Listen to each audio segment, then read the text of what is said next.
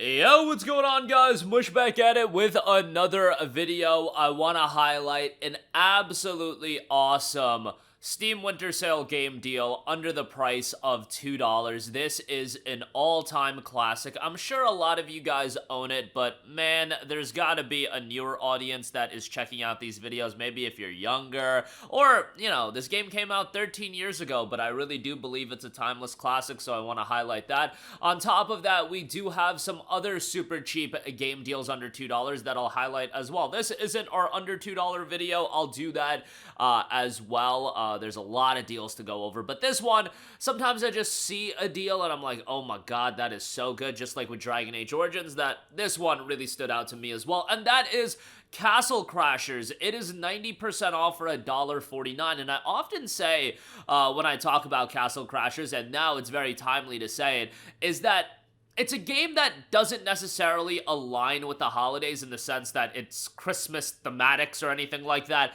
However, it's a game that I personally really connect to the vibes of the holidays. And what I mean by that is, you know, you're in a more social period, you've got family over, and if you want to play a co-op game where you can just have a good time with your friends and family, and you can laugh, you want to have some craziness, Castle Crashers is exactly that. It's got so much charm to it, and that action beat-em-up style of gameplay, I just feel like holds up so well. And on top of that, even back in 2012, it wasn't going for some sort of realistic art style or anything like that. It's just trying to be a great beat-em-up, and it still very much is that. Now, they actually did put out some DLC for this game in the Painter Boss Paradise DLC back in August of this year. Yes, literally 4 months ago, and 13 years after its release, they put out DLC for the game, and I feel like that went a little bit under the radar. It's not like Castle Crashers is the biggest game in the world, but that DLC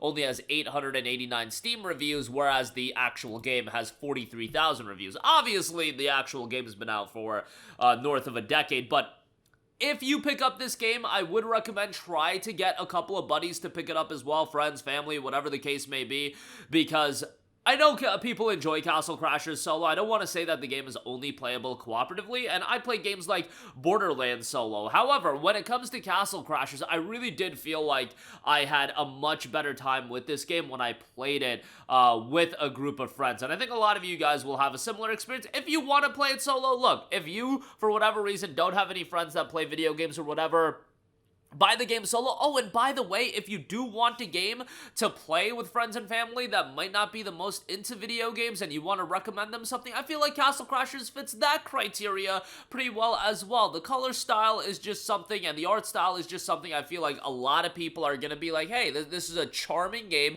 I'll play this. It doesn't feel like it's got too much depth to it. You know, it's a pretty simple game when you do play it, but simple doesn't necessarily mean it's not fun, and Castle Crashers is absolutely a lot of fun. Hack and slash and smash your way to victory in the 2D side-scrolling arcade adventure from the behemoth. Play with up to 4 friends locally or online to defend the kingdom, save the princess, and crash some castles. You've got 25 characters, where you'll have to unlock a lot of them, over 40 different weapons as well. Level up your character with skill points and adjust strength, magic, defense, and agility to your liking. Intuitive magic and combo system. Unlock an arsenal of new attacks as your character progresses through the game. Local and online co-op gameplay. Pick up and continue the adventure with your friends at the drop of a helmet, and collect adorable animal orbs for your companions, each with different abilities to aid you on your journey. In the game, you've got the arena mode as well. Battle other players in team matches or free-for-all. In same mode, test your skills in the ultimate campaign challenge, and then back off barbarian, jump and hop across the level to avoid the enemies in this mini-game. And then, again, I mentioned the DLC did come out recently, and it's one of those games that's not super lengthy, obviously, but every year, like, as far as a holiday game to go back, or just a game to play with friends when you've got some downtime, I feel like Castle Crashers is a great time as far as that's concerned. Overwhelmingly positive reception on it, by the way. 43,000 reviews, 97% positive for $1.49. Just a great, great pickup. Alright, a couple of other games that I would say are worthwhile pickups. Hotline Miami is another game that I think is absolutely timeless. 80% off for $1.99. I remember when Hotline Miami was coming out, and it got a lot of attention. It was on the PlayStation Vita as well. I remember it was one of the Vita titles that I wanted to check out, but Man, this is another one of those games, like I said, absolutely timeless. The pixel graphics style at this point has exploded, and I feel like we get so many games that, pay homage to the SNES days and so on and so forth, and the classics, but Hotline Miami at the time, I feel like that art style wasn't really done to death, and on top of that, this game, more than just the art style, has the essence of a retro game. You can feel the essence, even as somebody like myself, where my first console was the PlayStation 1, and this isn't a PlayStation 1 era-esque game, but even I can tell, okay, this is for people to appreciate that Super Nintendo era, but it's absolutely got that level of chaos, the over-the-top gameplay,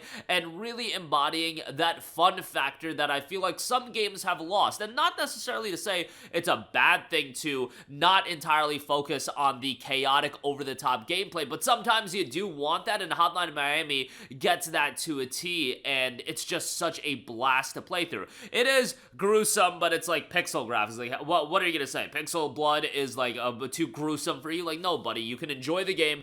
39,000 reviews on this one, and it's got a 96% positive reception. Hotline Miami, like I said, just an absolute classic, and another one of those games that you can go back and play every couple of years. I wouldn't say this one maybe fits the Christmas vibe, although you know what? This is one of those games that if you pop on and you've got family over and you're playing it in front of them, I feel like most of them are gonna at least be captivated by what Hotline Miami brings to the table. The sound design as well. The soundtrack in Hotline Miami is phenomenal, but two opposite sides of the spectrum are Castle Crashers and Hotline Miami.